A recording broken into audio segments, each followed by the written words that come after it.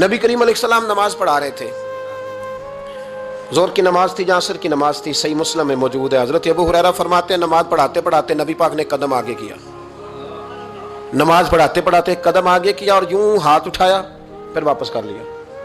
اب نماز پڑھ کے نا تو سلام پھیرا تو صحابہ عرض کرنے لگے یا رسول اللہ صلی اللہ علیہ وسلم وہ نماز میں پیر بھی آگے کیا تو ہاتھ بھی اٹھایا، تو وجہ کیا تھی؟ پہلا سوال تو یہ ہے کہ آپ لوگ نماز پڑھ رہے تھے یا حضور کو دیکھ رہے تھے؟ تو صحابہ تو پہلے ہی بتاتے ہیں کہ بھئی ہم تو پہلی صف میں نماز اس لیے پڑھتے تھے کہ نماز بھی ہوتی رہتی تھی اور چپ کے محبوب کی دید بھی ہوتی رہتی تھی۔ حضور سے پوچھا یا رسول اللہ وہ نماز پڑھتے پڑھتے قدم آگے بڑھایا آپ نے تو پھر پیچھے کر لیا، کیا تھا؟ اور ہاتھ اٹھایا تو پھر آپ نے نیچے کر لیا۔ تو نبی کریم فرمانے لگے نماز پڑھاتے پڑھاتے جب میں نے کہا نا سمی اللہ لمن حمیدہ، اچانک میری نظر اٹھی تو جنت میں چلی گئی، نظر اٹھی تو جنت میں، تیرے لیے 2-4 قدم عرش بری ہے۔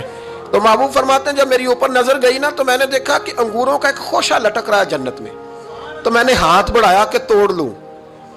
حضور کھڑے ہیں مسجد نبوی میں اور فرماتے ہیں کہ میں یہاں کھڑے ہو کے ہاتھ اونچا کروں تو میرا جنت تک پہنچ جاتا ہے۔ فرمایا میرا ارادہ ہوا کہ وہ خوشہ جنت کا توڑ لوں، اور ذرا میں نے پیر آگے بڑھایا ہی تھا تو میرے دل میں خیال آیا کہ جنت راز ہے تو راز ہی رہنی چاہیے، یہ راز کھول گیا تو مزہ نہیں آئے گا، تو میں نے پھر وہ ہاتھ واپس کر لیا۔ صحابہ کہتے ہیں